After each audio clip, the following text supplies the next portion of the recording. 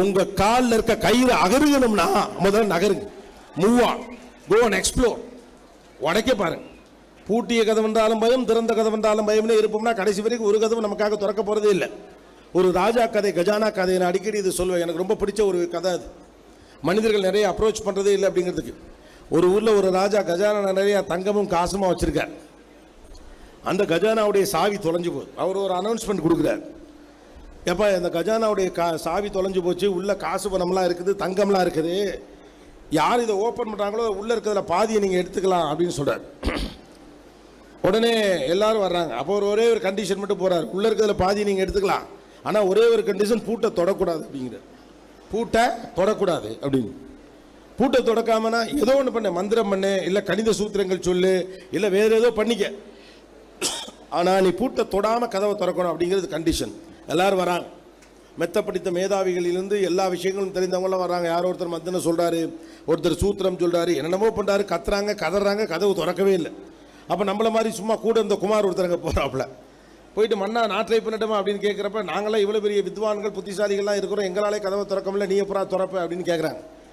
அப்போ அவன் சொல்கிறான், நீங்களே சும்மா தான் இருக்கீங்க, நீங்கள் தான் திறக்கலையே, நான் ட்ரை பண்ணி பார்க்குறேன், என்ன மோசம், ட்ரை பண்ணுவோம் அப்படிங்கிறார். அப்போ எல்லாரும் ஒத்துக்கல. நாங்கள் இவ்வளோ பெரிய ஆட்கள்லாம் இருக்கிறப்ப நீ இப்படி திறக்க முடியும் அப்படின்னு சொல்லி. அப்போ மன்னருமே என்ன சொல்கிறாரா, எப்பா நீங்கள் ஒன்றும் கதவை திறக்கலை, நீங்கள் திறந்துருந்தா கிளைம் பண்ணலாம், எவனும் தான் திறக்கலையே, எவனோ ஒருத்தர் திறந்தா சரிதான், அவன் ட்ரை பண்ணட்டும் அப்படிங்கிறார்.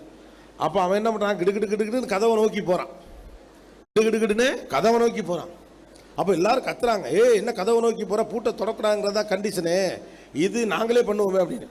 அப்போ அவர் சொல்கிறாடே, செத்த சும்மா இருங்கடா, அப்புறம் செஞ்சிக்கலாம், நீங்கள் ஏன்டா கத்துறீங்க அப்படின்ட்டு மறுபடியும் கதவை நோக்கியே போகிறார். மறுபடியும் கத்துறாங்க. அப்போ எல்லாரும் அமைதிப்படுத்திட்டு பேசாமல் இருங்க, உங்களுக்கு என்ன பூட்டை தானடா தொடக்கூடாது, கொஞ்சம் பொறுமையாக இருங்கடா அப்படின்னு சொல்லிட்டு மறுபடியும் கதவு கிட்ட போகிறார். எல்லாம் ஏன்னு கத்துறாங்க. கிட்ட போகிறார். கிட்ட போய் கதவை பார்த்துட்டு திரும்பி கத்துறவனுங்கள்ட்ட சொல்கிறாரு, அட முட்டா பயில்களா, கதவு பூட்டவே இல்லைடாங்கிறார். கதவை பூட்டவே இல்லை.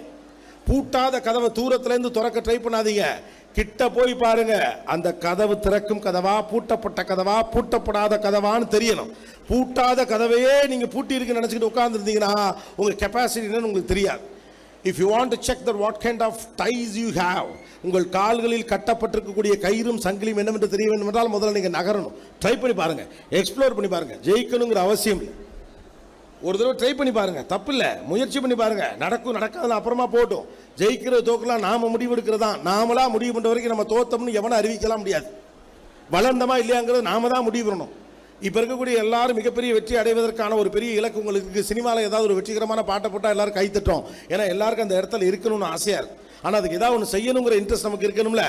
So first important thing is curiosity, second important thing is a consistency, third important thing is a creativity, நாலாவது முக்கியமான விஷயம் இன்டர்பிரிட்டேஷன், அஞ்சாவது முக்கியமான விஷயம் பர்செப்ஷன். இது அஞ்சும் யாருக்கிட்ட இருக்கோ அவங்க தான் ஸ்டார். எந்த தொழில்நுட்பம் வந்தாலும் மனிதன் மூளை செய்யும் வேலையை எந்த கருவியாலும் பெரிதாக செய்துவிட முடியாது. மனுஷன்ட்ட எம்பத்தி இருக்கு, மெஷின்ட்ட கிடையாது. மனுஷன் ஆள் பார்த்து இறக்கப்படுவான், மெஷினால் அதை செய்ய முடியாது. கருவிகள் வந்து மனிதனை அழித்து விடும் என்பதெல்லாம் அப்படியான ஒரு பேசும்போது ரொம்ப நல்லா இருக்கு. நான் சந்தித்த மிக முக்கியமான தொழில்நுட்ப வல்லுநர்கள் எல்லோரும் மனிதனும் கருவியும் சேர்ந்து வேலை பார்க்கக்கூடிய இடங்கள் தான் மிகப்பெரிய வெற்றியை பெறும் அப்படிங்கிறாங்க. அப்படி கருவிகளோடு மேன் வர்சஸ் மெஷின் ஸ்டார்டட் நான் 10 வருஷத்துக்கு முன்னால் சொல்கிறப்ப ஏதோ பெரிய பேய் கதை சொல்கிறான் அப்படின்னாங்க.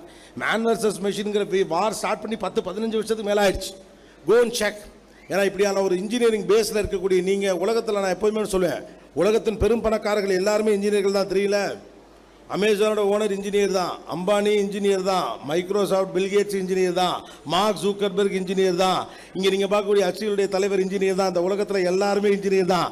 கோடீஸ்வரன்லேருந்து பெரிய பெரிய ஆண்டர்ப்ரனர்லேருந்து அவ்வளோ பேரும் இன்ஜினியர்ஸ் தான். உங்கள் டயத்துடைய ஒரு பகுதியை ஒதுக்கி பாருங்களேன். நான் சொல்கிறேன், கொஞ்சம் ட்ரை பண்ணி பாருங்கள். கஷ்டமாக இருந்தால் அப்புறமா விட்டுருங்க, ஏன்னா அது கஷ்டமாக இருக்காது.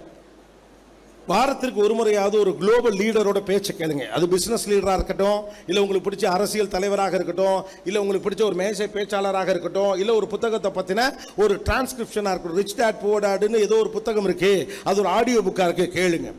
வாரத்துக்கு ஒரு முறையாவது குறைந்தபட்சம் 1 மணி நேரம் அல்லது அரை மணி நேரம் ஒரு குளோபல் லீடருடைய, ஒரு ஆண்டர்ப்ரனருடைய, அல்லது ஒரு ரைட்டருடைய, ஒரு திங்க் டேங்குடைய, ஒரு டெக்கியுடைய பேச்சையோ கட்டுரையோ பாருங்க.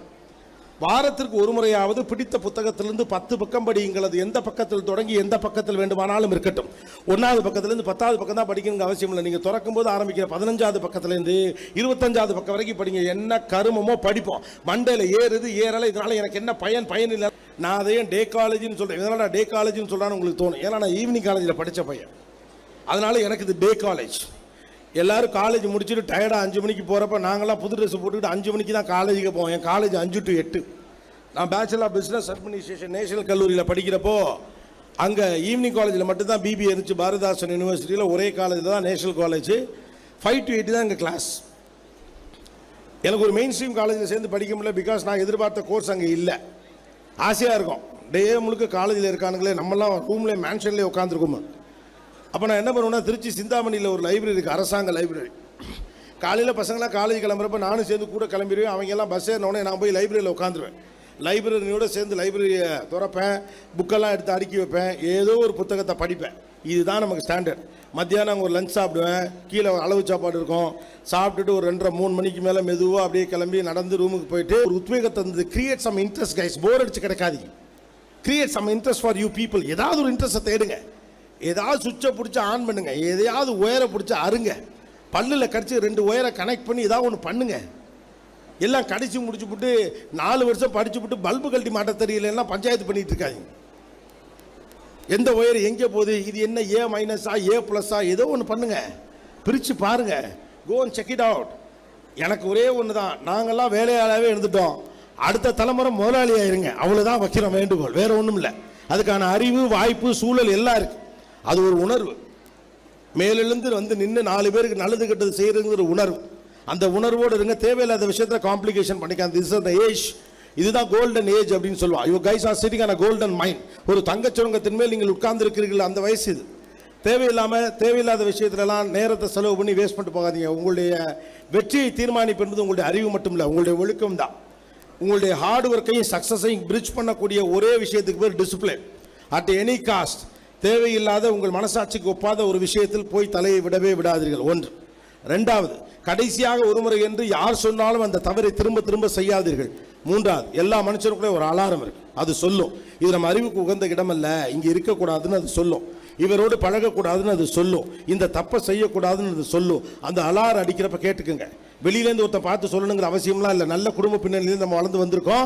நம்முடைய வீடுகள் நம்ம நல்லா வளர்த்துருக்கு. தப்பு எது சரி எதுன்னு நமக்கு தெரியும். 4வது, உங்களுக்குள்ள ஒரு கம்யூனிகேஷனை பில்ட் பண்ணிக்கிட்டே இருங்க. 5வது முக்கியமான விஷயம், மோட்டிவேஷன்ங்கிறது வெளியிலேருந்து வரல, உள்ள இருக்கணும்.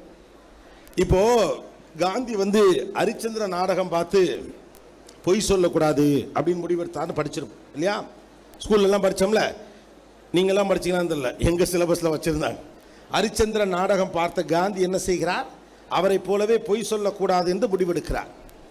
அந்த நாடகத்தை காந்தி கூட சேர்ந்து குறைஞ்சபட்சம் ஒரு 100 பேராவது பார்த்துருப்பாங்களா இல்லையா? ஏன் மற்ற 99 பேர் முடிவெடுக்கல, காந்தி மட்டும் பொய் சொல்லக்கூடாதுன்னு முடிவெடுக்கிறார்?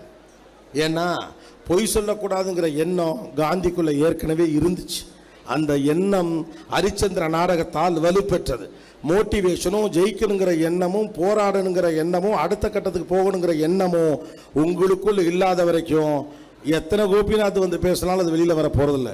என்ன motivation is not from outside, it's from inside. மறுபடியும் உங்களுக்கு ஒரே ஒரு வேண்டுகோள், பேசியது கோபிநாத்தாக இருக்கட்டும், கேட்பவர்கள் காந்தியாக இருங்கள். You guys decide. Walk on. This is the greatest opportunity for you people. It is education is something that is reciprocating to the society. இந்த கல்வி உலகம் முழுக்க போதிக்கப்படுகிறது. ஆனால் நம்முடைய வீடுகள் நமக்கு கொடுத்திருக்கக்கூடிய வாய்ப்பை எந்த உலக நாடுகளும் பிள்ளைகளுக்கு கொடுத்ததில்லை. தனக்கான 3 வேளை சாப்பாட்டுடைய ஒரு பகுதியை ஒதுக்கி வைத்துவிட்டு பிள்ளைகளுடைய படிப்புக்காக செலவு செய்கிற குடும்பங்கள் இங்கே நிறையா. கடைசி வரைக்கும் 4 நாள் கட்டம் போட்டு சட்டம் மட்டும் போட்டுட்டு பிள்ளைகளுக்காக புது துணி எடுத்து கொடுத்து பிள்ளை பள்ளிக்கூடத்திற்கும் காலேஜுக்கும் போற அழகா ஜன்னல் வழியா பார்த்து ரசிக்கிற அம்மாக்களின் கனவில் உருவானது இந்த கல்வி. Education comes from sacrifice. அப்பா வழக்கமாக போகிற பாதையில் போகாமல் வேறொரு பாதையில் சுற்றி போகிற போது பின்னால் சைக்கிள் அமர்ந்திருக்கிற நீங்கள், ஏன்பா எளிதான வழியை விட்டு சுற்றி போறீங்களேன்னு சொல்றப்ப, அங்கே வேலை நடக்குதுரா, ரோடு சரியில்லைன்னு சொல்லிட்டு உங்கள் அப்பா ஊர் சுற்றி உங்களை கூட்டு போனார்ல, அங்கே ஒன்றும் வேலையெல்லாம் நடக்கலை. நீங்கள் படிக்கிறதுக்காக கடன் வாங்கின ஒருத்தர் அங்கே நிற்கிறார். பிள்ளை முன்னால் கடன்காரன் என்று அசிங்கப்பட்டு பிள்ளை சங்கடப்படக்கூடாது என்பதற்காக உங்களை நெஞ்சிலே சுமக்கிற தந்தை சைக்கிளை வச்சு மிதித்து 4 கிலோமீட்டர் சுற்றி வர்றார். அந்த தந்தையின் கனவில் வளர்வது படிப்பு. படிப்புங்கிறது நம்ம அறிவு மட்டுமில்ல, it is ecosystem, it is economical society. உங்கள் வயதில் படிப்பதற்கான வாய்ப்புகள் இருந்தும் படிக்க முடியாமல் ஏதோ ஒரு காரணத்துக்காக படிக்காம போனவனுக்கும் சேர்த்து படிக்கணும். இந்த உலகத்தில் மாற்றத்தை எல்லாம் எங்கெங்கெல்லாம் என்ன பண்ணுச்சுன்னு எனக்கு தெரியாது. நம்ம ஊரில் படிப்பு தான் பண்ணுச்சு. ஒரு நாள் உற்றாதீங்க. உங்கள் சமூகத்தை நீங்கள் ஏதாவது செய்ய வேண்டும் என்று நினைத்தால் படிப்பின் வழியாகத்தான் செய்ய முடியும். இந்த சமூகத்தில் நடக்கக்கூடிய தவறுகளை தட்டி கேட்க வேண்டும் என்றால் படிப்பின் வழியாகத்தான் அந்த அதிகாரத்தை நீங்கள் அடைய முடியும். விளையாட்டுத்தனமாக விட்டாதீங்க.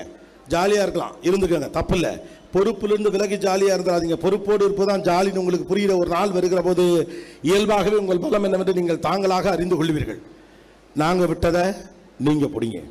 சந்தன காற்று நம் ஜன்னலில் வீசட்டும், சரித்திரம் நாளை நம் சாதனை பேசட்டும். நன்றி, வணக்கம். தேங்க்யூ.